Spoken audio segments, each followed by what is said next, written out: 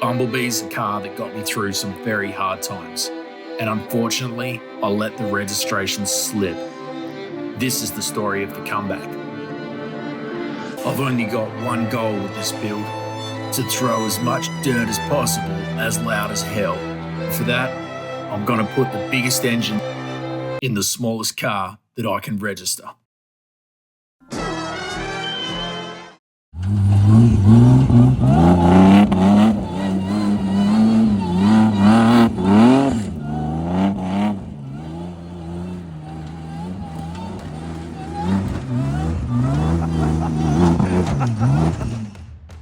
Welcome back to the channel, RN46 Hilux fans. I am back. I have moved house. Happy New Year's, Merry Christmas.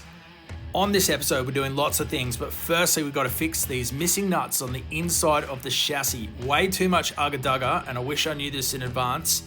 Old cars get a lot of rust in the threads, so you need to use hand tools and go forward, backward, and give the rust a chance to exit the thread so it doesn't bind up and cause the bolt to snap the nut off. I wish I knew that in advance because this is a real issue. All right, so what's our plan so far, Derek? We've got this little hole in the side here, and you can see one of the holes that's missing the nut there, and there's another one that you can just see back this way. And yeah, how are we going to get that? The nut's sitting inside the chassis rail. We've put the nut in there. It's on a bit of sticky tape. We can try and grab that now with the bolt. That's on a chamfer, so we can get that now centralized. We don't have to try and locate the hole for the cross member. We can just use the chassis rails hole with that chamfer. Okay. We should be able to get it. So that's going up from the bottom. Yeah, the trickiest part. And the hole's a bit bigger than the bolt, and this is going to make it, this chamfer is going to make it sit in the center. Self-locate. Yeah. Right, that'll be good. We'll see how we go. There we go. So everybody, there's a bolt already in that hole. You can see the bolt, it's just sitting there with a bit of sticky tape. It's taking the sticky tape off. Okay. Hopefully I can get this going again.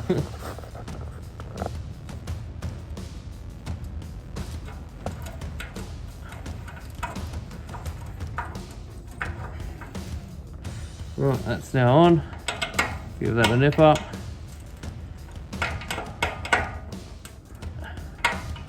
Now, so that's pulling the bolt inside the box. That's now bolted up. Yeah. So now when we put the stick through here, hopefully I can reach it with the stick welder. That's now done up, so it's sitting as hard down as we can. Yep. And then we'll try and get as much weld on it as I possibly can through this gap. I don't think there's any other access points for us, which isn't ideal, but we'll work with what we can. Yeah. Bit of a reach. Yeah, we'll get it. Yeah.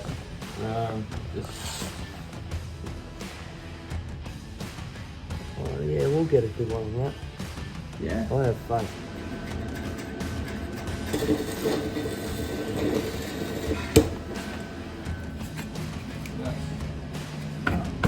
Oh wow, that's perfect.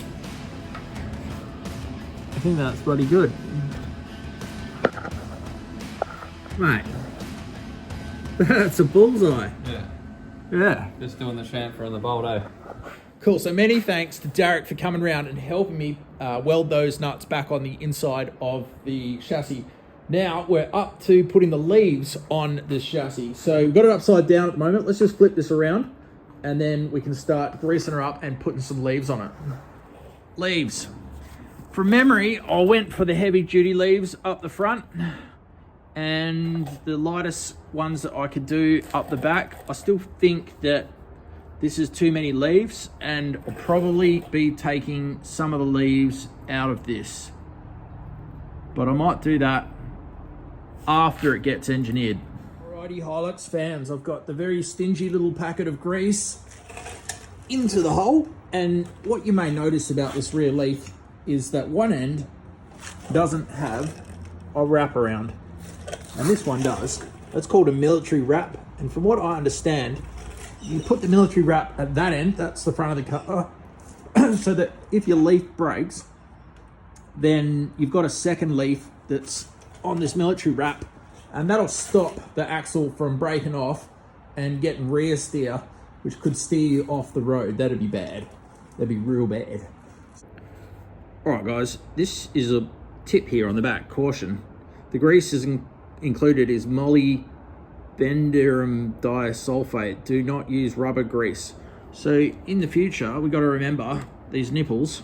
Got to be careful what grease we put through there. And which way around are we going to put these? This way? So the nipples on the outside? Or this way? I'm going to go this way. Put that in there, mate. Through the hole. Cool. That's the first piece of the puzzle sorted. We'll put the leaves on first. I like to do the rears first. Let's put the rear on. Oh yeah, that was easy. Let's do the front. Well, I just noticed that you have to put the grease nipple on the outside when you're going over here. So maybe we'll put the grease nipple on the front side over there as well.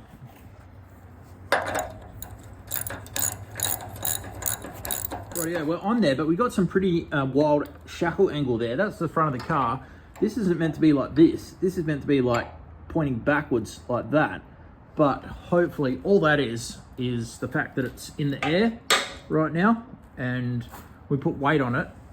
That needs to turn like a clock back that way. Going Hilux fans, check it out, check it out. One of the things I'm liking about my new house and my new setup is my bolt tray. This used to be in a toolbox and you couldn't, get to the bottom because it was ankle deep in bolts. But now they're all spread out here and finding the bolt you need, so good, so good. So we got some bolts and some washers here. And what I've done, hardware, new hardware. I've put new hardware in these holes just here, and I have added a washer behind there, just to, I don't know, vibration. Vibration is what I'm thinking. That might help with keeping these in here. Hilux fans, it's another piece of the puzzle, and I'm shooting spray paint outside, and I've come up with this idea. See, this is wax and grease remover, but look at the spray pattern on this. Throws it down. Normally, you don't want to spray paint on that heavy, but because it's windy outside, we're going to try it. Ooh. We're going to try it. People are probably thinking this is a bit crazy, but I think this is going to work.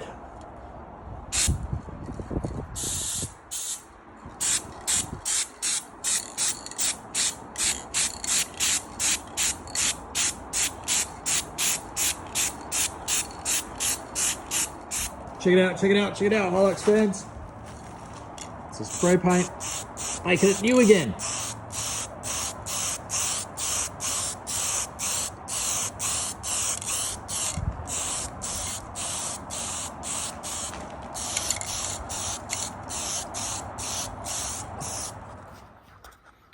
Well, Hilux fans, I'm finally back out here, and long story short, check this out. These plates for the shocks, because this is it runs an A style shock, an inverted shock they call it. These plates have these for the shock absorbers. The LN106 axle, which I was planning to put in there, these plates are lopsided like that. One's on that side, one's on that side. So you can't use the LN106 plates, you have to use this plate. And the radius of that circle there is small. This plate is not compatible with this wider tube. So that leaves me in a bit of a predicament. I would have to buy weld-on shock tabs for this axle. Nobody makes a plate, so I'm going to use a tab that welds on, and I think that counts as a suspension modification, which means things like lane change tests and all that jazz. So we don't want to do that. We're going to have to use the RN46 axle, which is, of course, a bit thinner. That's the only disadvantage to it, I guess, because it uses an interchangeable center. It's pretty much the same thing. The drums are slightly smaller. It's just visually, it doesn't look as beefy. Now the front one, there's no difference between the RN46 and LN106 in terms of width. They're exactly the same. The only thing that's really changed is vented discs, and this bracket looks a bit different. So we'll probably be able to run that. There's no suspension change there. Ta-da! It's looking heaps better. I'm feeling better. You know, it was so rusty. I'm like, this thing's gonna snap.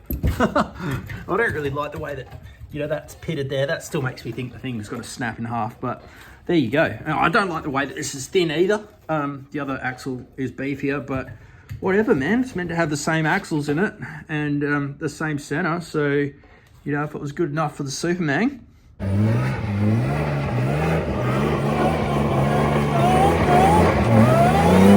Everybody! Hopefully it'll be all right for the quad turbo LS and big block that we put in there. Yeah. All right, Hilux fans, I'm up to here. I've rust blasted the diff. I've prep washed it before that. Then I've hit it with some distilled water, rubbed all the dust off it because rust blast makes dust. You can paint over it, but it shouldn't be too dusty. Now I've mixed up this rust seal, and then I've got UV stable blacktop coat, and then I got some clear after that. So yeah, mixed it up, a little bit of thinners. It's in there. Let's get this going. Well, I'm not quite done, guys, but we're losing daylight, so I thought I'd film it now. This has got one coat of clear on it. I got one more coat of clear to go. And last time I put the clear on too close together, I think, and it was a disaster. So making sure that it's probably touch dry before I hit it with the clear this time. But that's looking good. So much better.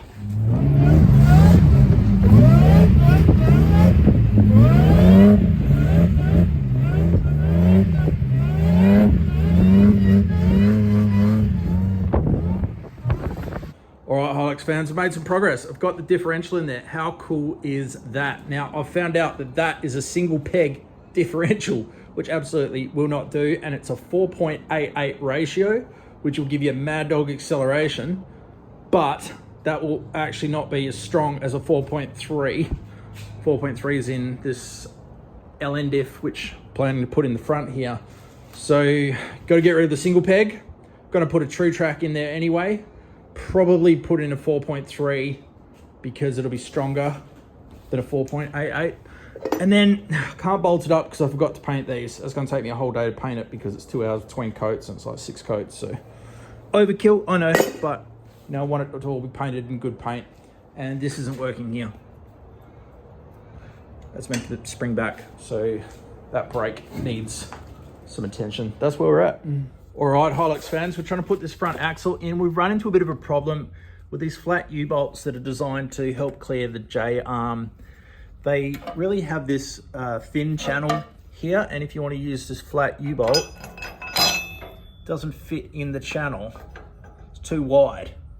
So what I'm thinking is these ones that are up the front, put these up the back, and these ones, look, there's a little bit of extra gap there. So hopefully we can run those ones in the front. Now, while we're here, let's have a look at this shackle angle. That is so far out from being where it should be. It should be leaning back. I don't think we're going to be able to fix this. But while we're here, let's take some leaves out of this leaf pack. I'm going to get rid of that one there. And we'll get rid of that one, which leaves that bottom one there. But hopefully when we take that one out, it will lay down a little bit flatter. We might get this vertical. I'm not really super optimistic about it, but this is just going to be too rough. That's too many leaves, definitely. And I don't want to take too many out because it will get axle wrap when you hit the gas. The leaf pack will twist because with a V8, you know, it's going to have a bit of torque and all that jazz. So don't really want to take too many out because it's, you yeah, it's going to get messy. All right, I've clamped it so it doesn't go flying. It might be unnecessary, but I nearly chopped my finger off earlier this year, and I don't want to chop another one off or lose a toe. So there we go. Let's undo that. Right, the center pin is out. Let's see if we can make a mess here. Oh shit. Don't want that one in the middle. Let's get rid of that.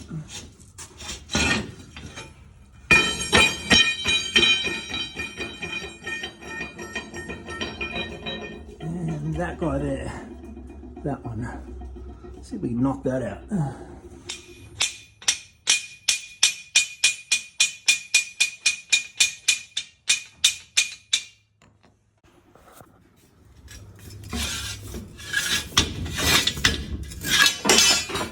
You've ruined my life.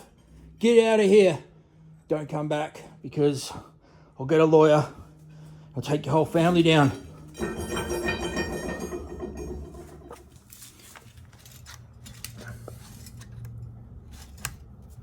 Is it going? Oh, it's going. Yeah, buddy. Yep, ran into a problem. This, after you've taken a leaf out, doesn't have enough thread on it to tighten the nut. So suspension stores are closed. Bolt stores, though, are open. Went to the bolt store, bought this. Couldn't buy one that had no thread on the bottom half. I could, but it was the same depth of thread versus not thread as the original. So I had to get one that was threaded the whole way. I hope that doesn't make a difference. And the tops there, they came out pretty good. Pretty bloody good. I made those in here. So $5 for the bolts, $50 for that machinery. And yep, now we're gonna bloody put it back in there.